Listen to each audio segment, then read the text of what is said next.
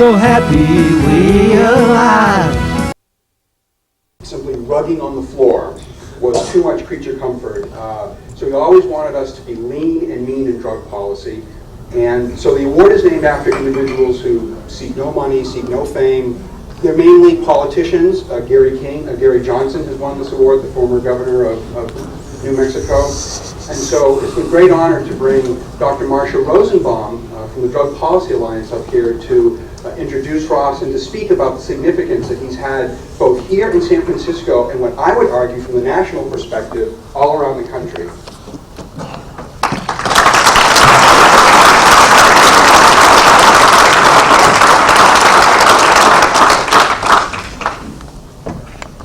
Many people think that San Francisco is the most liberal, the most open, the Amsterdam of America, if you will.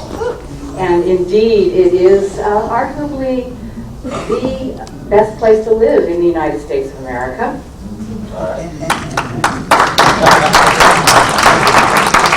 So as a native, I'd like to welcome you all to my city. And it gives me great honor to honor a politician, Ross Mirkarini, who is just 16 months into the office of supervisor of the city and county of San Francisco.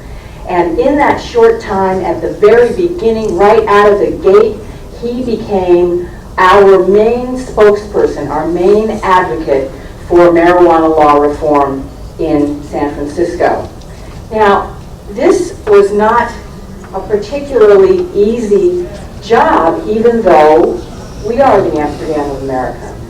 Ross took it from both sides as he attended each and every meeting. He missed nothing. He and his protege, Boris Delapine, who I think is here too, were right there with us in our efforts to regulate cannabis, medical cannabis dispensaries, and now is involved in marijuana law reform generally in San Francisco. So it has not been an easy job.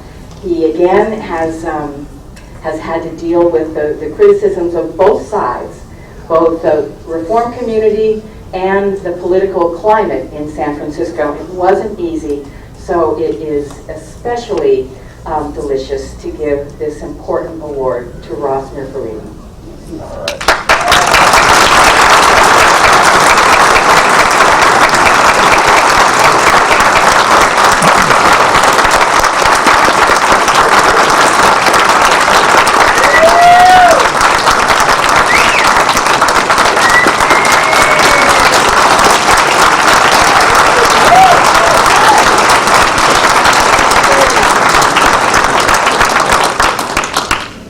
Now I'm thoroughly intimidated.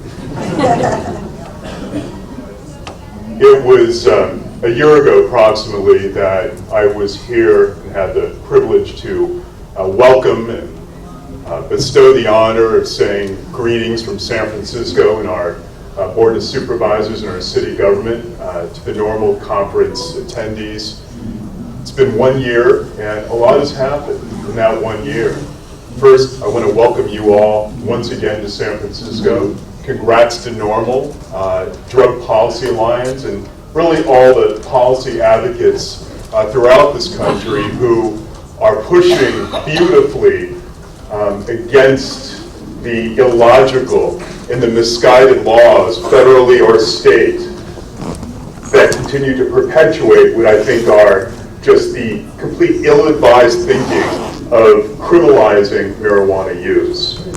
You would have think and thought, in a place like San Francisco, where we should be the Amsterdam, and we like to believe at times that we are, of the United States, but we're not. With the advent of the Bush administration, but not just with the Bush administration, the pushback against really the attempt of trying to decriminalize medical cannabis because of the 10 states who were able to adopt Prop 215 type laws and others who tried but failed, but vigorously keep trying again. We were now seeing a response, vigorous and robust response, in trying to subvert that attempt by right-wing tendencies and those people who just didn't quite get it. It put this movement, in my opinion, on the defensive, and San Francisco was no different.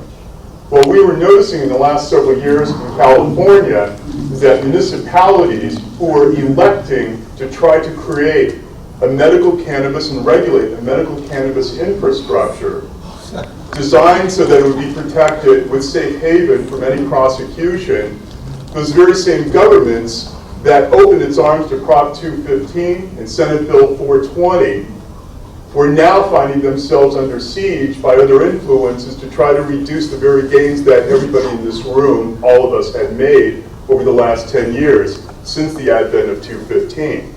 That was no different in San Francisco. As a matter of fact, what we noticed with chronic familiarity is everybody would say, we're for medical cannabis. We want medical cannabis. We just don't want it in our front yards. And that particular logic, as complex as it is, was emblematic of what certainly concerned me that would continue to drive back in the shadows the very idea of what we're all congregated here for. And that is to mainstream the issue so that marijuana should not be criminalized and medical cannabis should not be criminalized, and that we should do everything we can to build that kind of resiliency and shore up, even in the face of adversity, that while there's any pushback or blowback from our efforts to try to proliferate Prop 215 states throughout all 50 states in the United States, that we should not shrink at all with that ever particular kind of adversity once again. And that was even true here in San Francisco. So by our demonstration of that response, we built laws. And these are common sense laws. I'm not saying that this is anything so fantastic that it deserves this particular award, but I got to tell you, I'm very honored to be bestowed with this honor today. But we designed laws just so the fact that we would at least regulate our infrastructure so that no longer would medical cannabis dispensaries have to operate in a subterranean environment, operate in the shadows, operate like bars of African Americans used to operate many decades ago, or gay bars would have to operate many decades ago, in the same way that has now subordinate medical cannabis dispensaries that would have to operate now. It was always this sort of don't ask, don't tell policy. What kind of progressive government, what kind of logical government operates with policies such as that? We know it's a prevalent practice. We know it's a needed practice for those who require cannabis in order to take care of the ills and the health issues that they are trying to reconcile and address. So what good is it for a government to try to bury this? Just the opposite. I say with great gusto that we regulate and we reform. We stand up to those who say this is not something that Americans should be endorsing or support. We should go even as more bold than that. Politicians, local, state, or federal, who are not for the decriminalizing of marijuana, and certainly not for the legalization of the use of medical cannabis, should not be in elected office at all.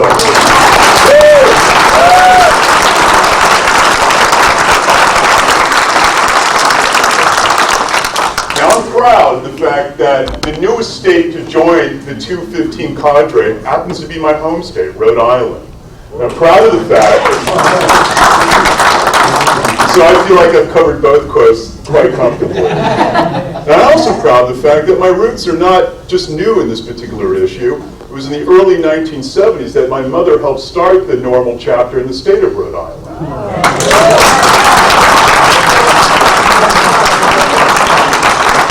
And I absolutely had no idea what she was talking about until much later in life. But now she's glad I get it. And it was a little awkward, you know, going to Catholic school, and my friends would like want to know, what's that about, man, with your mom? Rhode Island's a pretty Catholic state. But in this particular case, what worries me in the face of our government who shifts to the right, considerably so, whether you're Republican, Democrat, independent, or not, that it's sort of the